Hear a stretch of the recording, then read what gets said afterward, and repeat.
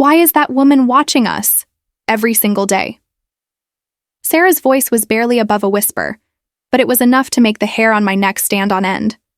I looked up from my weekend paper and followed her gaze through the living room window. Across the street, behind the lace curtains of 1250 Maple Drive, I saw the silhouette again. Rigid, unmoving, a pair of binoculars just visible beneath the edge of the curtain. I took a deep breath and tried to steady my voice. Just ignore. Her, I said. She doesn't matter, but I knew I was lying, to both of us. Back then, I was still keeping secrets.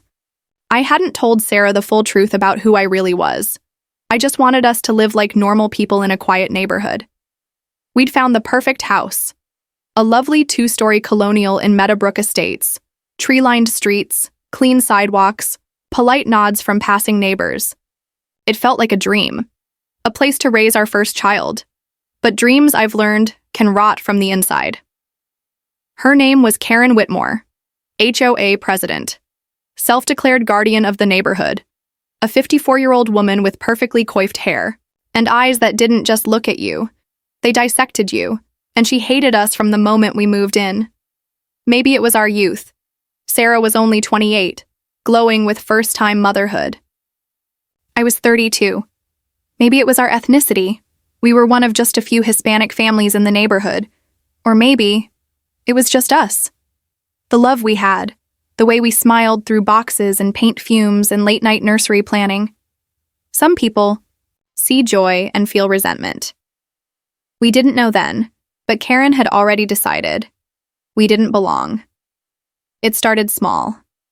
A citation for leaving our garage open too long.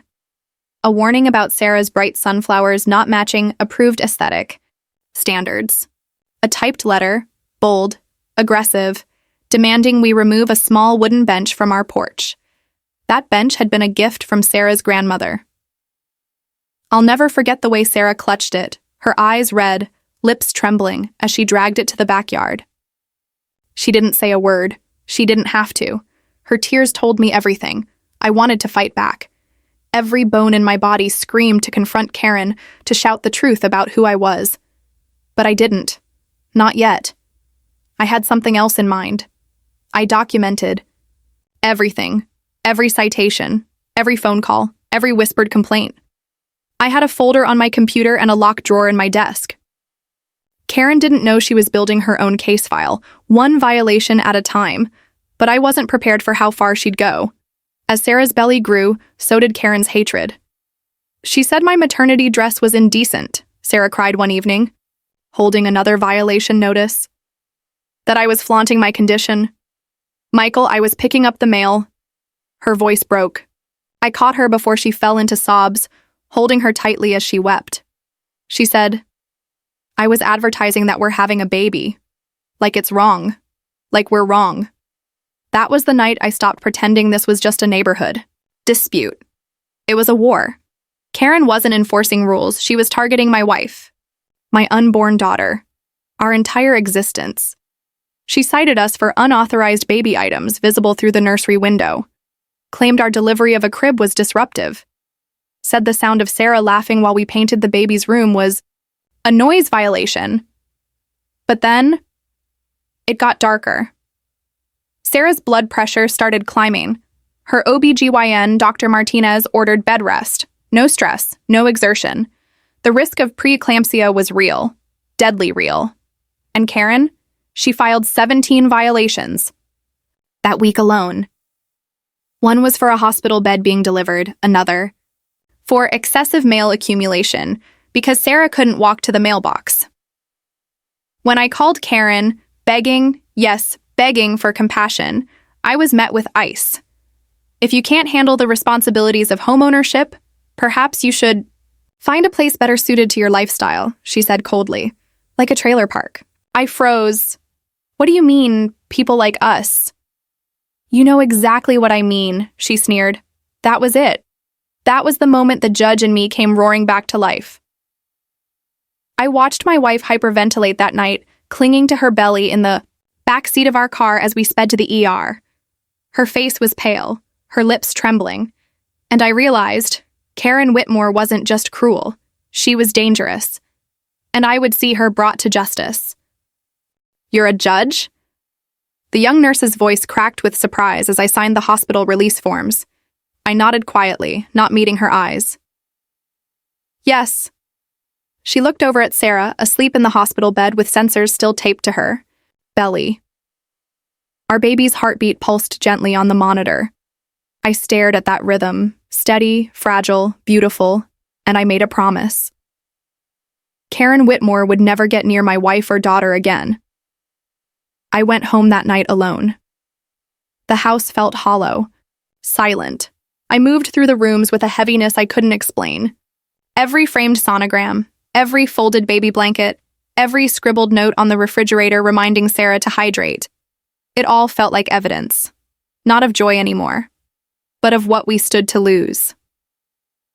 I opened the locked drawer in my desk, the one where I'd been keeping records, hundreds of files, screenshots, letters, citations, notes from neighbors, dates, times, photos. It was all there. Every violation Karen had issued.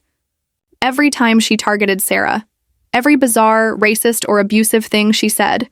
It wasn't just harassment anymore. It was something much worse. I opened a new document on my laptop and began to write. Torres Veer Whitmore. I didn't stop. For hours. By dawn, I had drafted the foundation of a civil rights lawsuit that would shake the entire HOA to its core. But I needed more. I needed allies. So I knocked on doors, the Johnsons, the Mitchells, the Rodriguezes. One by one, I listened to their stories and realized Karen had been running her own twisted dictatorship for years. Mr. Johnson, who suffered chest pains after Karen fined him $2,000 over sidewalk clippings. Mrs. Mitchell, who cried recalling how Karen screamed at her 6-year-old for drawing with sidewalk chalk. The Rodriguezes, whose son's car was towed from their own driveway. This wasn't about rules, it was about power, and Karen had weaponized every inch of it. We filed a class action lawsuit in federal court.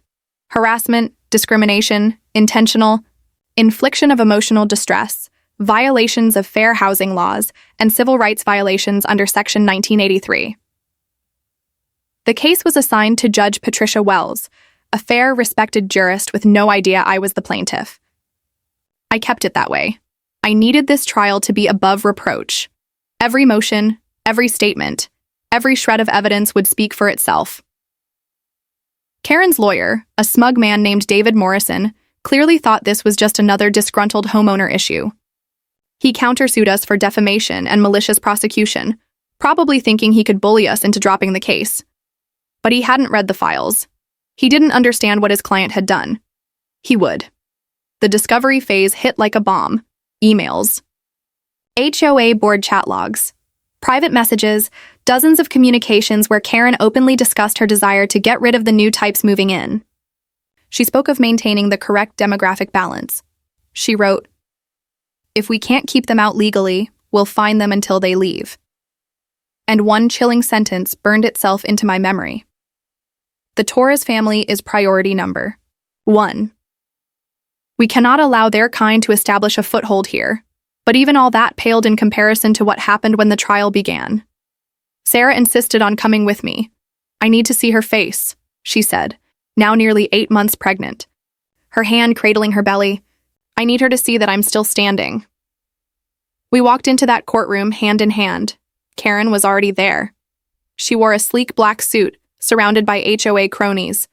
She smirked when she saw us. That same arrogant sneer she wore the first day we moved in. "There they are," she said loudly, "the troublemakers." My wife's grip on my arm tightened, but she didn't look away. She never blinked. Our attorney, Maria Rodriguez, presented the case with chilling precision. Every email, every citation, every tear Karen caused, every heart monitor beep from Sarah's hospital room. "You Honor," Maria said during her opening statement, "this is not about property lines or grass height. This is about a woman who used her position to systematically terrorize young families, minorities, and vulnerable residents. And in doing so, she nearly killed a pregnant woman and her unborn child." Karen's attorney scoffed, claimed it was all exaggerated. That defense didn't last long. Witness after witness testified, their voices shaking, their hands trembling old. Mr. Johnson breaking down in tears. Mrs. Mitchell describing her daughter's trauma. Even the Hendersons, Karen's favored neighbors, admitted under oath that they saw it all and were too afraid to speak up. But it was Karen herself who destroyed her own life. The cross-examination began quietly. Mrs. Whitmore, Maria said calmly, "Can you explain why the Torres family received 17 citations in 1 week while the Hendersons received none for similar or worse violations?" Karen's smile faltered. "They were different," she said, her tone suddenly sharper. They weren't respectful. They didn't understand the culture of this community." "Culture?" Maria asked, her voice dangerously soft. "What culture is that exactly?" Karen's nostrils flared. "Standards. We have standards, and we can't let people who don't belong bring everything down." The courtroom fell deathly silent. "What do you mean, don't belong?" Karen rose suddenly, slamming her hands on the table. Her voice cracked as years of carefully veiled hatred exploded. "People like them. They breed chaos. They breed noise. We don't need more of their kind turning our neighborhood into a slum." Sarah gasped, clutching her belly. Maria leaned in, deadly calm. "Are you saying pregnancy is a violation of community standards?" "In some cases, yes," Karen screamed. "When the wrong people breed, it brings everything down. The value, the character, the decency. Look at her, sitting there, flaunting that belly like a badge of honor. It's disgusting." Tears streamed down Sarah's face, but she didn't move. Then Karen pointed a trembling finger. "Your honor, I demand. The death penalty for this woman." The room exploded. Gasps, shouts, the gavel slamming again and again. I stood up, my face burning with fury. Sarah broke into sobs. Karen kept screaming. "She violated our standards. She's corrupting this place. She's breeding more problems." "They all are!" The judge's voice thundered over the chaos. "Order!" And then silence. Absolute bone-deep silence. The damage was done. Karen Whitmore had just publicly demanded the execution of a pregnant woman for existing, for daring to carry a child while brown, while unapproved, while inconvenient to her. Fantasy of a perfect neighborhood. That was the moment she lost everything. Not just the case, her career, gone, her marriage, over, her children. Ashamed, her face. On every news outlet in the country. HOA Karen demands death penalty for judge's pregnant wife. The headlines read, "Yes, now the world knew who I was. Judge Michael Torres." But by then, it no longer mattered. The truth had spoken for itself. She actually said it out loud. The courtroom was still. So still it felt like the air itself had forgotten how to move. Sarah sat trembling, her hands wrapped around her belly, tears streaking her face. Her lips moved silently, praying, perhaps, or whispering comfort to the daughter still growing inside her. I stood beside her, rooted to the floor, fists clenched at my sides. Karen was frozen too, her arms still half raised, mouth parted. She hadn't just crossed a line. She'd torched it. Judge Wells broke the silence.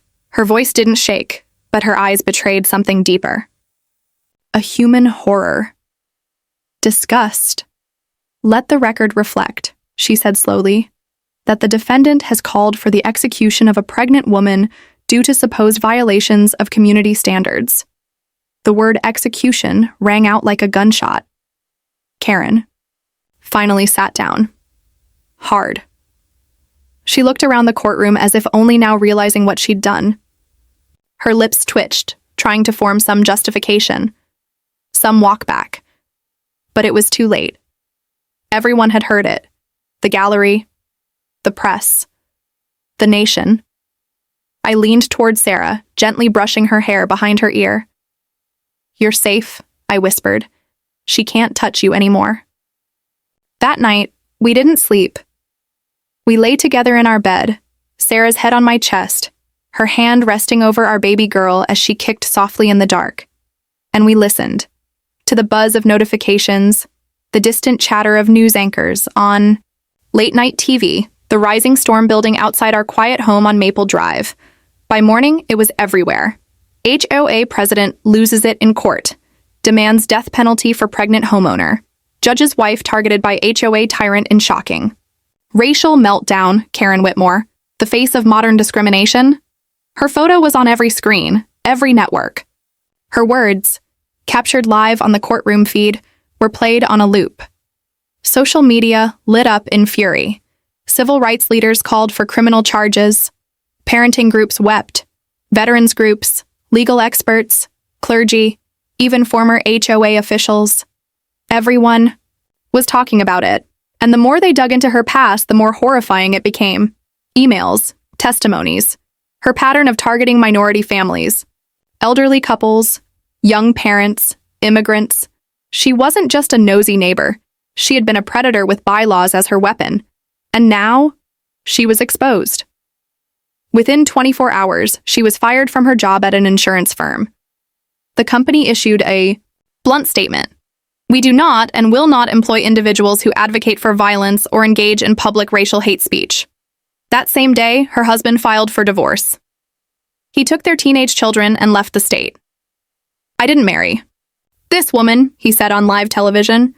I don't know who she is anymore, and neither do my kids. The HOA board called an emergency vote. Karen was unanimously removed from her position.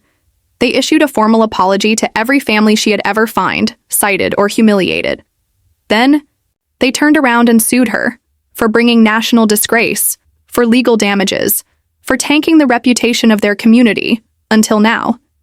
Because something unexpected started happening. Meadowbrook Estates, once viewed as a pristine but unwelcoming enclave, became something else. Something beautiful. Families began reaching out to us, ones we barely knew. They brought meals, diapers, flowers, apologies. I should have said something, Mr. Henderson told me, shaking my hand at the mailbox. We benefited from her favoritism. We were silent. I was silent. I'm ashamed. His wife hugged Sarah.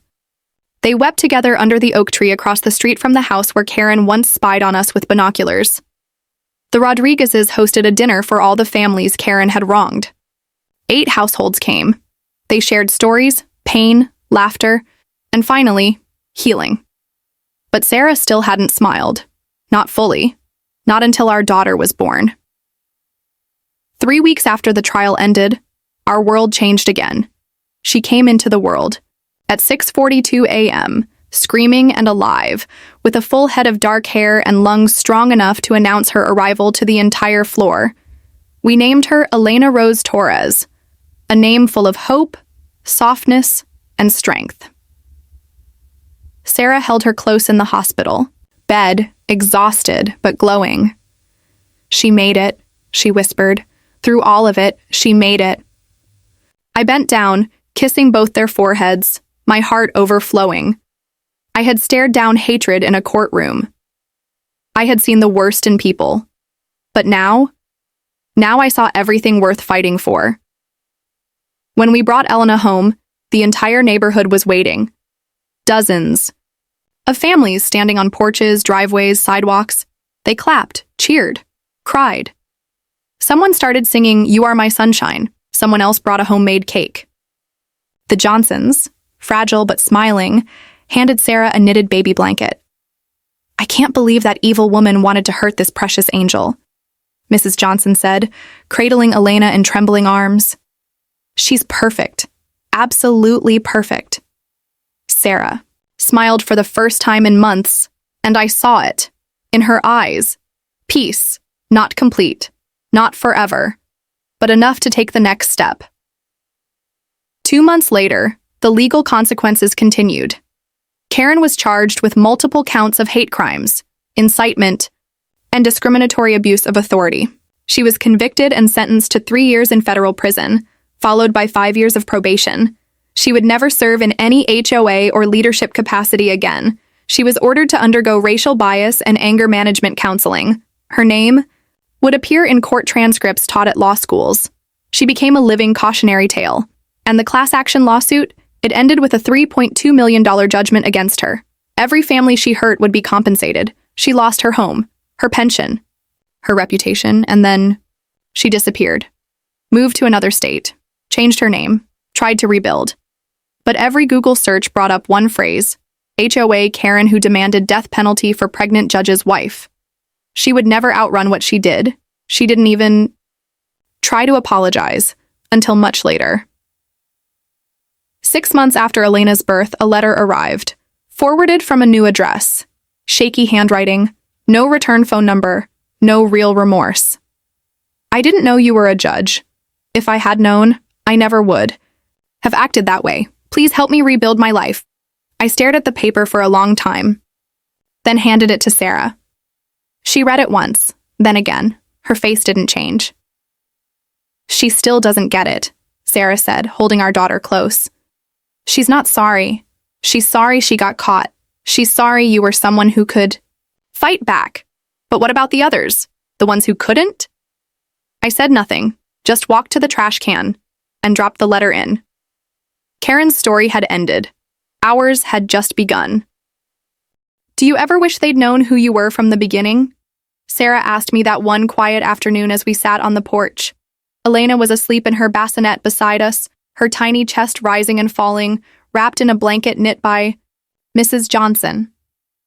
The sun painted long golden rays across the street where Karen's house once stood, now demolished, the lot transformed into a blossoming community garden.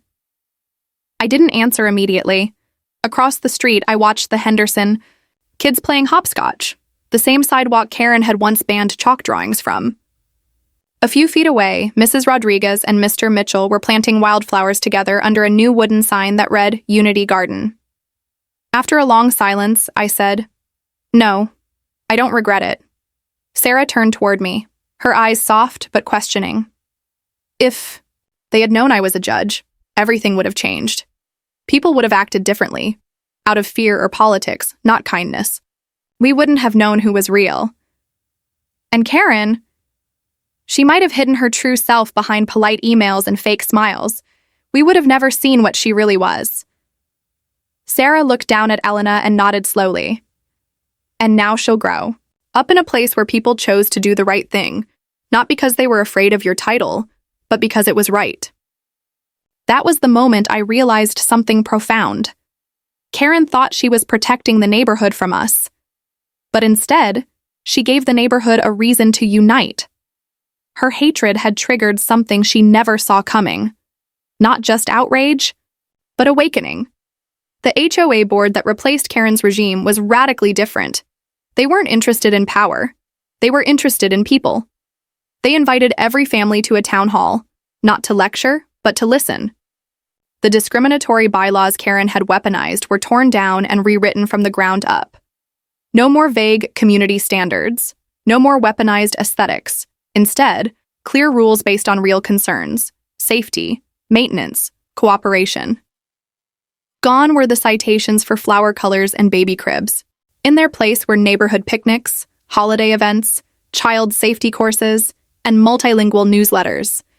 They even started a volunteer group called Neighbors First, created to check in on elderly residents, help with yard work, and welcome new families with open arms. It wasn't just policy change, it was culture shift. People started walking their dogs together, sharing tools, watching each other's kids, sidewalks filled with chalk again. Lawns looked different, not less tidy, just more alive, more human, and our house, once a target, became a symbol. People started saying things like, if the Torres family is thriving here, then this place is doing something right. One afternoon, I overheard a real estate agent telling a couple during a tour, "Yes, this is the neighborhood from that case, but it's not what you think. It's what it became after. And trust me, you'll want to raise your kids here." Property. Values soared, not because of Karen's rules, but because she was gone. Because now, people felt safe, seen, valued. Elena grew quickly. By her first birthday, she was toddling across the community garden, arms outstretched to neighbors who adored her like their own. By her second, she had the entire block wrapped around her chubby little fingers. The Johnsons argued over who got to push her stroller during morning walks. The Mitchell boys made her laugh until she fell over, giggling in the grass. She had no idea, not yet, that she had once been a target. That someone had stood in court and demanded her death before she was even born, and I hoped quietly that she never would. But the world has a way of remembering the truth, especially the kind that teaches us something. Because while Elena played in peace, the legal world was still processing what had happened. Torres versus Whitmore became a landmark case in civil rights law. Law schools taught it as a definitive example of discriminatory enforcement and abuse of local power. Legal textbooks printed full transcripts of Karen's courtroom meltdown, analyzing how prejudice unmasked itself under pressure, how selective enforcement can constitute systemic abuse, and how community authority, when unchecked, can be weaponized. At a national conference on housing justice, our attorney Maria Rodriguez stood on stage and said, "Because Judge Torres didn't reveal who he was, because he let the truth speak for itself. We now have precedent to protect vulnerable families in every state." She looked at me in the front row, her eyes shining. Because of their courage, countless other families won't have to fight alone. And it was true. HOA lawyers around the country began holding training sessions on bias prevention. Civil rights organizations created new guides for families facing neighborhood discrimination. State legislators drafted clearer laws limiting HOA authority. Whistleblower protections were extended to tenants and owners alike. The hate Karen had weaponized became the very force that reformed the system. And the name Karen Whitmore, once anonymous, became a cautionary tale. She tried to apologize once more. A year after her conviction, another letter came, this time typed, more polished. "I have undergone court-mandated counseling. I understand now that my actions were harmful. I was under pressure. I was trying to maintain order. I ask for forgiveness. I hope someday you can see that I was a product of my environment." I read it alone, then tore it in half, not out of vengeance, but because it still wasn't an apology, not to Sarah, not to Elena, not to the community she terrorized. She wasn't sorry for what she'd done. She was sorry for what it had cost her. And that, in the end, was all the difference. One afternoon, as I was weeding the flower bed beneath Elena's window, I heard her voice. "Mama, why do people smile when they talk about our house?" Sarah looked up from the porch where she was folding tiny clothes. She smiled. "Because, sweetie, our house brought everyone together." Elena tilted her head. "How?" "Sometimes," Sarah said gently, "bad people try to hurt good people. But when that happens, all the good people join together to protect each other. And that's what makes a real community. People choosing to love." Elena clapped, delighted.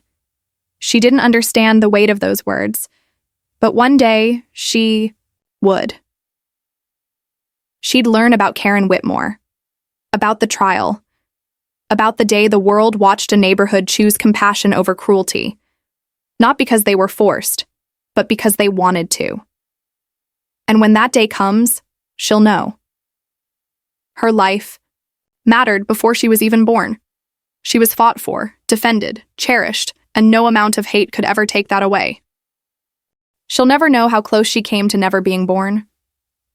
The thought slipped into my mind one rainy evening as I watched Elena sleep. She was 3 now, wrapped in her favorite pink blanket, thumb in her mouth, one arm wrapped around her, stuffed rabbit. Rain tapped gently against her window, a soothing rhythm that seemed to whisper, "She's safe now." And she was. But I wasn't. Not really. Not from the memory. Not from the image of Karen's twisted face standing in open court, screaming for my pregnant wife's death. Not from the sound of Sarah's sobs in that cold courtroom. Not from the sheer disbelief, the horror of watching evil speak plainly in a room where truth was supposed to prevail. It had prevailed. But justice doesn't unring the bell. It only keeps it from tolling again. 2 years had passed since the trial, and the consequences had continued to unfold like aftershocks. I was invited to speak on legal ethics panels, asked to give interviews for housing reform studies. One university even asked if they could name a legal scholarship after Elena. I declined. This story doesn't belong to the law, I told them. It belongs to a little girl who almost didn't get to live it. But Elena's name had become symbolic, even without her knowing it. Parents emailed us from across the country. Families of color, military spouses, young couples. They told us how our story gave them courage to fight back. One woman from Texas wrote, "We were getting targeted by our HOA for having our son's wheelchair ramp visible from the street. After we saw your story, we filed a complaint and won. My son can finally come and go freely. Thank you. Thank your daughter for being born." That one broke me. I sat at the kitchen table for a long time that night, staring at the email, wondering what kind of world we lived in, where a ramp, a crib, a laugh, a belly, a flower could be considered violations of standards. Thought of Karen again, and what she'd really meant that day in court. It was never about rules, it was about control, about fear masquerading as order. She wanted people to follow rules that kept her in power, that preserved her narrow vision of a proper community. And anyone who disrupted that, by being young or brown or joyful or pregnant, was a threat. She didn't just break laws, she broke the contract of humanity.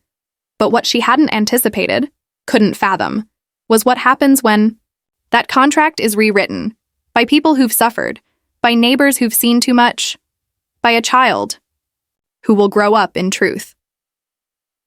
The community garden where Karen's house once stood had become something more than symbolic. It was alive. Wildflowers bloomed over the soil where her foundation had been. Tomatoes, sunflowers, even a patch of corn, all planted by the very people she once tried to drive out. Children painted rocks with words like love, grow, and unity. Teens volunteered to help elderly residents maintain their yards. The HOA even passed a bylaw requiring quarterly community service projects, replacing Karen's reign of petty citations with real cooperation. And every spring, a new ceremony was held. Elena Day. Not our idea. The neighbors started it. A celebration. Of community, diversity, kindness, of life. Sarah cried the first time she saw the banner. Not because of what it says, she told me quietly, but because it came from them. From people who once said nothing, now standing for everything. I still had the court transcripts. Sometimes I'd reread them, not out of vengeance, but out of reminder of how far we had come. One night, I found Elena flipping through a photo album. She was 4 then. "Who's this lady?" she asked, pointing to a picture of Karen, clipped from a newspaper article, her face frozen mid-scream during her infamous courtroom meltdown. I closed the album gently. "She's someone we knew a long time ago," I said. "Was she nice?" I paused, then told the truth, a soft version. "She wasn't very kind to us, but in the end, she helped us bring people together." Elena frowned. "She helped? But you said she was mean." "She was," I said. "But sometimes even people who try to hurt us teach us something. And because of what happened, all our neighbors learned how to stand up for each other." She looked back at the photo, then at me. "So, she was a villain?" I smiled gently. "She was someone who forgot how to love people who are different. And when people do that, they can get very lost." She didn't ask more. She just reached for her stuffed rabbit and curled into my lap. The legal reforms continued. After our trial, a wave of HOA reform bills swept through state legislatures. Several now required mandatory diversity and inclusion, training for all HOA board members. Some states enacted laws forbidding anonymous citations. Others created HOA ombudsman offices, where residents could report abuse without retaliation. The Torres Standard, as legal circles began calling it, was included in federal housing policy workshops. Document. File. Delay response until it matters most. Then strike with the full truth. It wasn't just about rules anymore, it was about dignity. And people started remembering what it meant to live in a neighborhood, not a gated war zone. One afternoon, I got a letter in the mail. Handwritten, but not from Karen, from Mr. Henderson. Inside was a single sentence. "Thank you for showing us who we were, and who we could become." I stared at the paper for a long time. It struck me that the most powerful victories don't come with cheers. but with humility, that even those who stood by silently once could change, could grow, could raise their own children to speak up. Sooner next time. Elena's laughter now fills the streets that were once poisoned by fear. Her drawings decorate the sidewalks Karen once scrubbed clean. Her joy is unafraid, unapologetic, and the house on Maple Drive? It is no longer watched. It is no longer judged. It is no longer whispered about in disapproval. Now, it is known as the house where a woman stood tall, pregnant, and terrified, and refused to back down. As the home of a judge who never raised his gavel, only the truth. As the birthplace of a little girl who taught a broken neighborhood how to heal. Mama, why was I almost never born? The question came out of nowhere. A sunny morning, Elena, now 6, was helping Sarah plant daisies along the garden bed where the roses used to grow. Her tiny gloved hands worked the soil gently, humming the tune of her favorite cartoon theme song. Then, silence. A long pause. And that question. Sarah froze. She looked at our daughter, really looked at her, and saw something different that day. The curiosity in her face wasn't the usual, childhood kind. It was something deeper, something she didn't fully understand yet, but sensed. Who told you that? Sarah asked softly. Elena pointed to the bookcase. She had found one of the articles. It was from a laminated scrapbook someone had given us, a collection of news stories, court sketches, quotes. HOA president demands death for judges. Pregnant wife? A headline no one ever expects to see. We had stored it high up, but Elena was curious. And growing. I read it by myself, she said. It said a lady didn't want me to be born. Sarah's voice caught in her throat. She slowly removed her gloves, wiping the soil from her hands. Elena, she said gently, why don't you come sit with me? They sat under the blooming wisteria trellis, Sarah holding her daughter close. I watched from the window, heart pounding. I had dreaded this moment for years. Not because I didn't want her to know the truth, but because I didn't want her to carry its weight. Sarah spoke quietly, brushing Elena's hair behind her ears.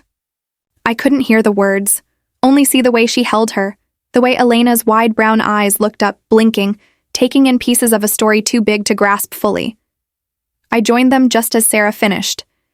And because your mama and papa stood up because all the good people came together, you were born anyway. Strong, beautiful, safe, and very, very loved. Elena looked at me, puzzled but not afraid.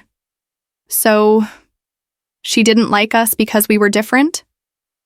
She was scared of different, I said. She didn't understand that different is what makes the world beautiful. Did she go to jail? She did? Will she come back? No, sweetie, she won't. She nodded. Good. I don't want her to be mean to anyone else ever again. Then she hugged Sarah, tightly, quietly, and that was the end of the conversation.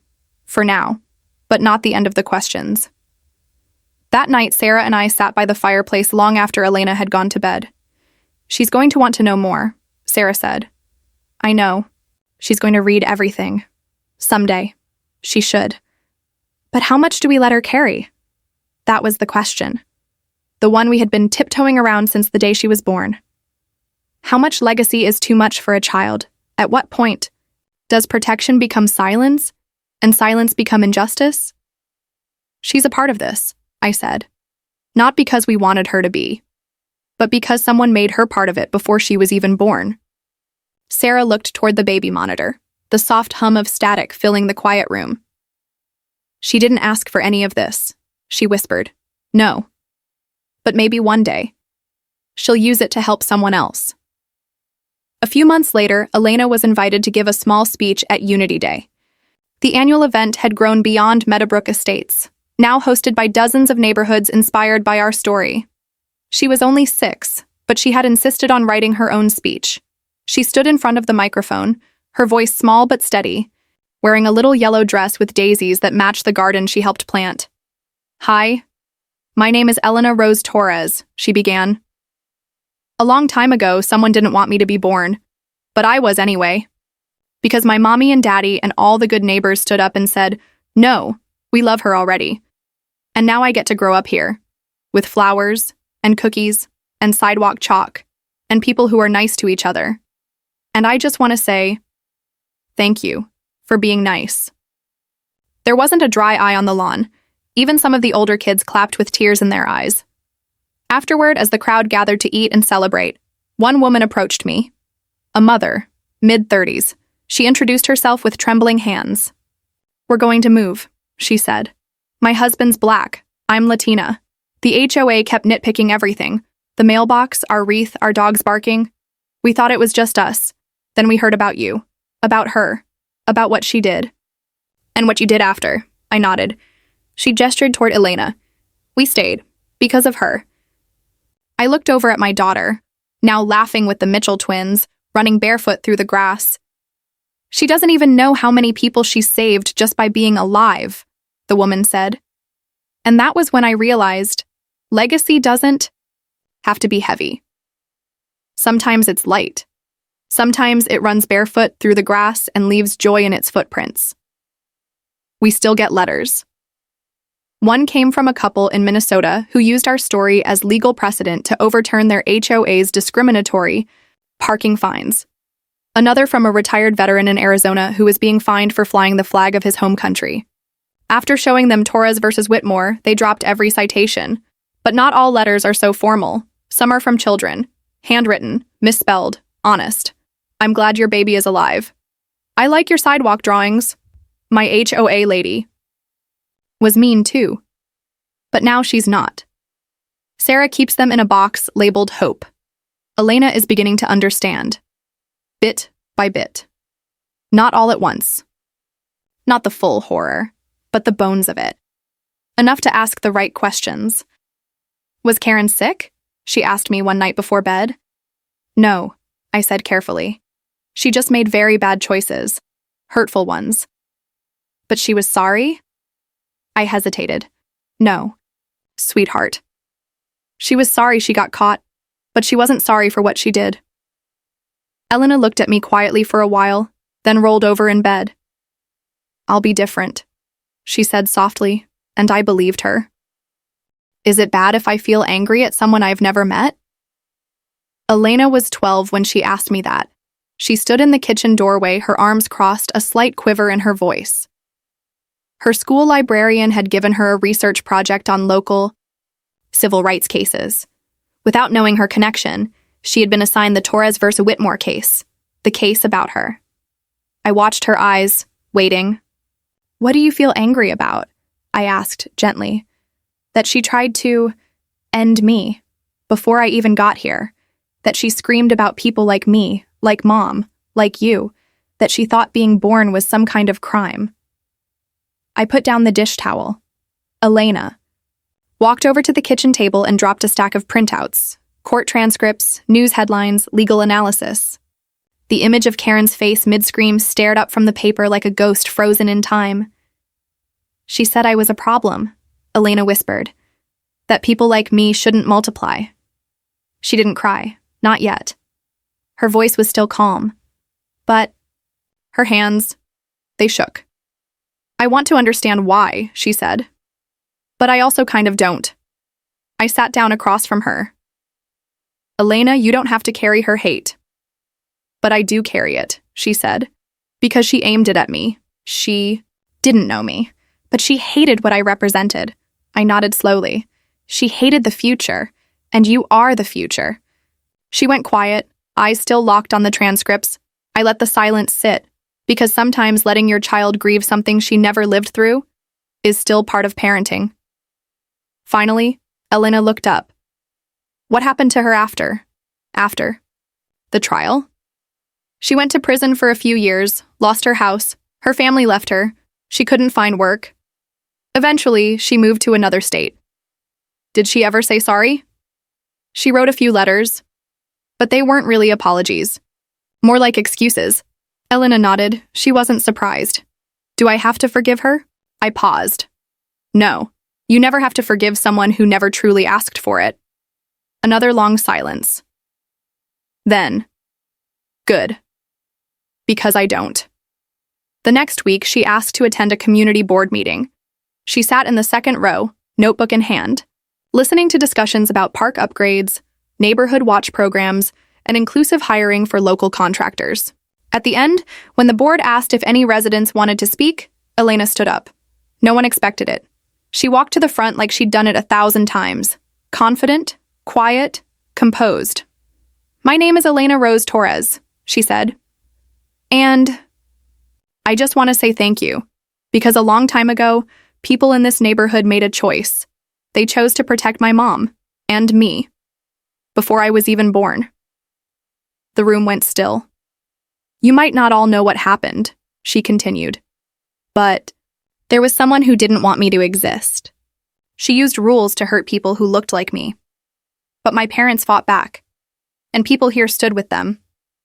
She glanced down at her notes. "I've read everything now. I know what was said, what was screamed. I know what nearly happened to me. And I want you to know that I'm not scared. I'm not ashamed. I'm here. I'm alive. And I plan to do something with that." She looked up, voice steady. Because the best way to answer hate is to grow louder than it ever expected. Then she thanked the board and sat back down. "Thus, sire." Room erupted in applause. Not a single eye was dry. Later that night, I found her staring at the newspaper clipping from that day's meeting. The headline read, "The Girl Who Changed Meadowbrook Speaks." She looked at me with something new in her expression. Resolve. "Do you ever wish it hadn't happened?" she asked. "All of it. Karen, the trial, the hate. I thought about it. Really thought. And then I told her the truth." "I wish you had never been a target," I said. "I wish you had never had to ask these questions. But I don't regret that the world now knows your name. Because your life became a mirror. And when people looked into it, they saw who they really were." By 13, Elena was volunteering at legal aid clinics. At 14, she gave a speech at the state capitol during a vote on fair housing reform, where she quoted Karen's own courtroom outburst as an example of unchecked authority becoming dangerous ideology. She didn't quote her to glorify her. She quoted her so no one would forget what happens when hate is left unchallenged. After her speech, a local journalist asked Elena, "What do you say to people who claim you're too young to be part of the fight?" She smiled, completely unfazed. "I was targeted before I was even born," she said. "I think that makes me old enough to speak." I watched her grow into herself, piece by piece, not in rebellion, not out of anger, but with grace, with fire, with a quiet, unshakable sense of what's right. Sometimes Sarah and I would sit in the backyard, watching her organize community cleanups, youth talks, voter registration drives. "She's everything Karen was afraid of," Sarah once said. "Good," I replied. Then we did something right. One evening, Elena asked if she could visit the lot where Karen's house once stood. The community garden was still there, now even larger, with benches and a butterfly section for younger kids. We walked together, just the two of us. Elena ran her fingers along the edge of the wooden sign. The Unity Garden, where hate was buried and love took root. She was quiet for a long time. Finally, she turned to me. "I don't think I'll ever forgive her," she said. "But I also don't want to become her opposite." I raised an eyebrow. "What do you mean?" "She spent her life trying to push people away. I want to spend mine pulling them in." "Will they always call it my story?" Elena asked me that on the morning of her high school graduation. She stood in front of the mirror in her white cap and gown, adjusting the honor cords draped around her neck. She had been valedictorian, elected class president, led student voter drives, founded a neighborhood youth alliance, and mentored kids who had no idea who Karen Whitmore ever was. But Elena knew. She knew it all. Every article. Every transcript. Every whispered conversation between neighbors who once stayed silent and later stood in ovation. Sarah and I watched her from the hallway, our daughter, radiant and composed, looking every bit like the miracle she was. a child once declared unworthy of life, now standing at the threshold of everything. Will people always see me as the girl from that court case? She asked again, turning toward us. Some will, I said. Some always will. But you don't have to stay there, Sarah added, softly. You can grow past it, or you can grow with it. Either way, it's yours now. You choose what it becomes. Elena thought for a moment, then nodded. I'm okay with it being part of me. Just not the whole of me. At her graduation speech, she didn't mention Karen by name. She didn't have to. Some of us were born into stories already in progress, she said, standing tall behind the podium. We inherit battles we never started. And sometimes we carry scars from moments we were too young to understand. But that's not the end of the story, because every generation has a chance to rewrite the ending. Her voice didn't shake. Not once. I was once told I was a violation, that my future was a threat, that my life would bring down property values, but I'm still here. Not as proof that they were wrong, but as proof that love is stronger than fear. She smiled, pausing just long enough for her words to land. We are not here because we were welcomed. We are here because we chose to stay, to fight, to grow, and now we get to choose what comes next. The standing ovation lasted nearly 5 minutes. That summer, Elena began working with a national housing rights group. Her first project? A digital archive titled Voices from the Sidewalk, a collection of stories from families across the country who had faced discriminatory HOA treatment. She recorded testimonies, archived citations, wrote policy proposals, and she gave it all away for free. This should belong to the people who lived it, she told me. Not just lawyers and judges. Not just me. One entry came from a woman in Georgia who had been fined $500 for flying a Haitian flag on her porch. Your daughter's story gave me courage, she wrote. When they tried to silence me, I showed them what happened in your case. I'm still here because she was. Another came from a man in Ohio. My son is gay. Our HOA president told him to act more discreet or move. After reading about Elena, I filed a federal complaint. I won. He stayed, he danced at prom. Every week, the archive grew. So did Elena, not just in age, but in purpose. On her 19th birthday, she asked to visit Karen's final known address. I hesitated. It had been years. Karen had vanished from the headlines. After prison, she'd moved out of state, changed her name, disappeared from public life. We had no idea if she still lived there, but Elena wasn't interested in confrontation. I just want to see, she said. So we went. It was a quiet, faded neighborhood in rural Missouri. Her address was small, nondescript. No decorations, no signs, just a mailbox with a peeling number and an overgrown yard. Elena stared at it for a long time. She didn't walk up, didn't knock, didn't say a word. Then she turned around and said simply, "Let's go." Back in the car, I asked her, "What did you see?" She looked out the window, thoughtful. "Just a house," she said. "But no life." And that, I realized, was the final chapter. Karen Whitmore had faded into obscurity. Her name lived on, only in court rulings and case studies, a cautionary tale taught in legal seminars, civil rights training, and HOA reform workshops across the nation. But Elena lived on in people, in changed laws, in new gardens and welcome signs, in neighborhoods that had once feared difference, but now celebrated it. One crisp autumn evening, we hosted a block party. The neighborhood had changed so much, in faces, in values, in heart. As dusk fell, Elena stood by the same oak tree where Karen once scowled from across the street. Children played tag around her feet. Elderly neighbors rocked in lawn chairs with warm cider. A mariachi band tuned their instruments in the distance. Elena reached for my hand. "Do you ever wonder what would have happened if she'd never targeted us?" she asked. I nodded slowly. Sometimes. But then I wouldn't have seen the world choose you. She smiled. Do you think she ever thought this would be the outcome? She never thought you'd survive. Elena looked around. She was wrong. Later that night, Sarah tucked a photo into a new frame. It showed Elena at the podium of her latest speaking event, standing beneath a banner that read, "Inclusion is a standard we all deserve." Beside it, she placed a photo of Elena as a baby, the first time she smiled, surrounded by neighbors who once watched from behind curtains, but who now called her their pride and joy. Below the photos, Sarah wrote a single line. She wasn't just born in spite of hate.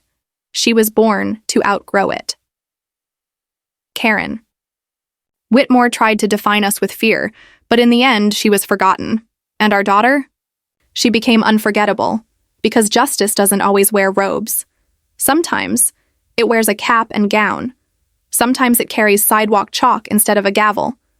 Sometimes it's born in silence, screamed at in hatred, and rises anyway, into laughter, into language, into legacy.